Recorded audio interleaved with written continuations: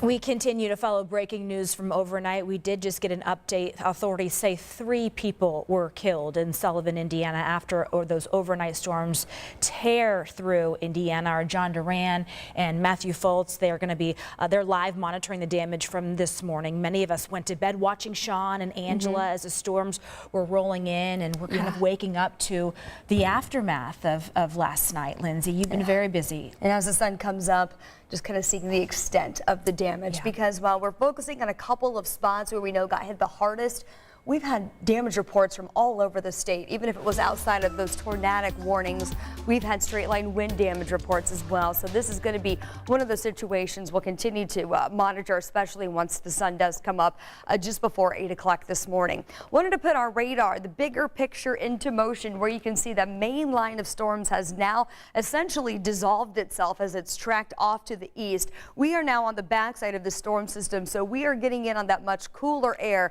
that's wrapping itself on the backside of that storm system. With the cooler air moving in, it's associated with a north-northwest wind.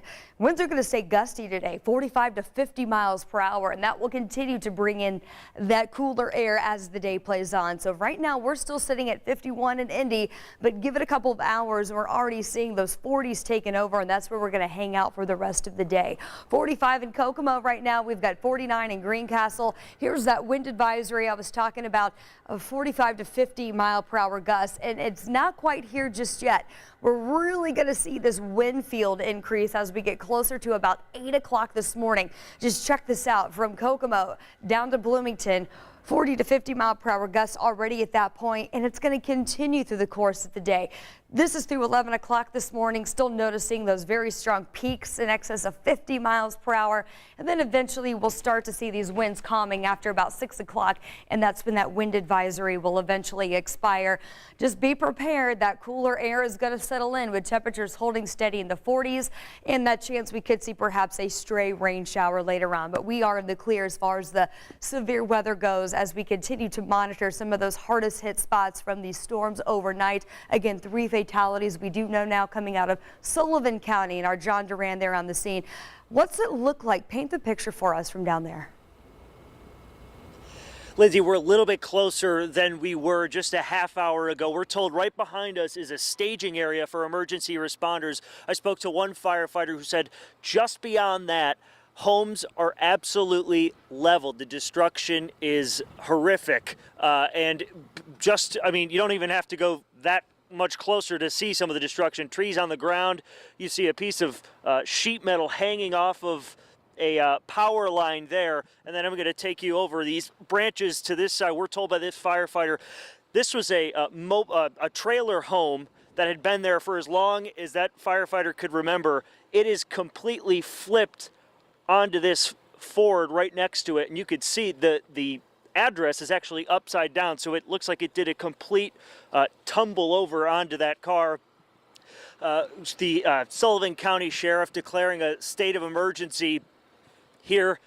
Down power lines, gas leaks reported. It's still very early on in this investigation, this search. We don't have any light, and we know that daylight is going to help everybody, especially these emergency responders. That firefighter I talked to actually said in the area where that storm hit the hardest, there was a helicopter that was on top of a building. Everybody knew about it. They have not been able to locate that helicopter as of 5 minutes ago when I talked to that firefighter. So everybody anxiously awaiting for the sun to come up and make things a little bit clear. I'll send it back to you in the studio. Jeez. Thank you, John, for those live pictures. Yeah, that damage never ending. We'll check back in with you in about 15 minutes. Now let's get over to Matthew Foltz. He's been monitoring the storm damage in Whiteland down in Johnson County. And Matthew, we had a number of reports overnight about damage out of Whiteland. Lots of pictures coming in. That includes a lot of down power lines this morning. What are you seeing there, Matthew? Yeah, Gina, that's right. Lots of damage here in Whiteland. The good news is police say everyone has been accounted for in their first door-to-door sweep. Right now, we're still at the same intersection of Whiteland and US 31. This is the furthest south we're allowed to go. Again, like John mentioned, it's still dark out here, so we really can't see too much damage. However, if you want to take a look at your screen, I can show you, for those of you just joining us, there is one down power line here at the intersection, which is right across from the CVS. If you're familiar with this area, again, we're still waiting for more daylight to really assess this damage, but power is completely out for everyone who is south of Tracy Road and US 31. You can see the intersection we're at right now. Police are still directing traffic. Traffic lights are out.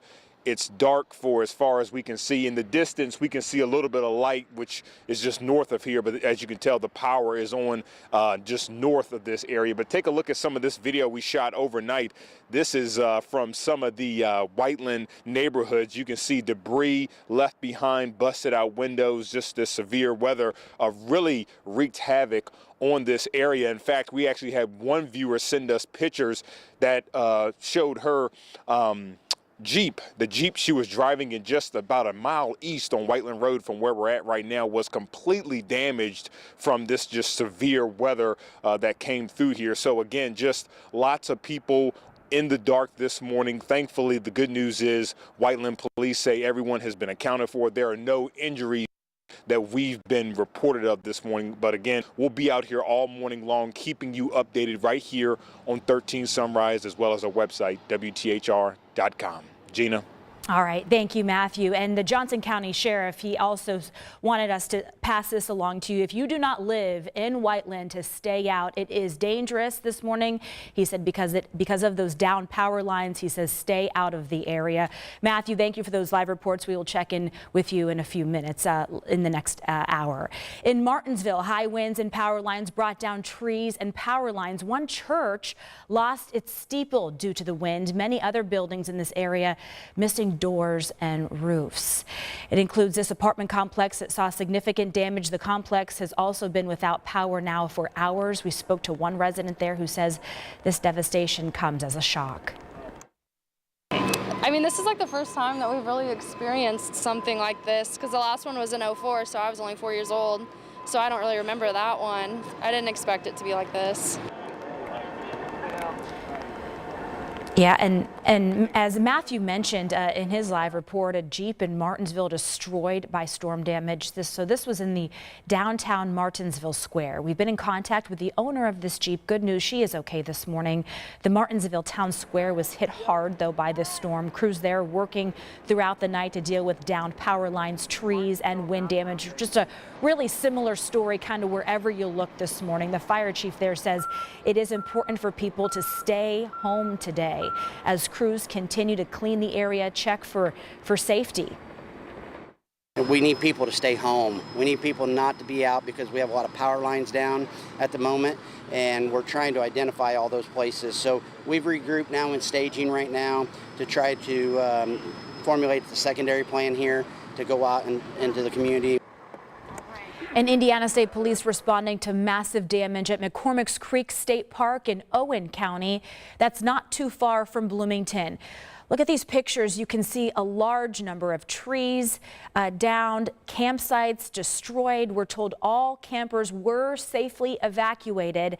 And at this time, there are no injuries from the park. And of course, as cleanup continues this morning, crews are also working to restore power to large areas of Indiana. Take a look at this current power outages on this map from AES Indiana. Here in Indy, there are more than 2,000 people still in the dark this morning. Here's a look at Duke Energy outages across Indiana. And as you can see, tens of thousands of people are without power across the state. Now, the highest numbers in Morgan County near Martinsville and Johnson County, where we are seeing a lot of this damage. We have reached out to both Duke and AES. They are very busy, as you can imagine, working hard overnight this morning to restore power.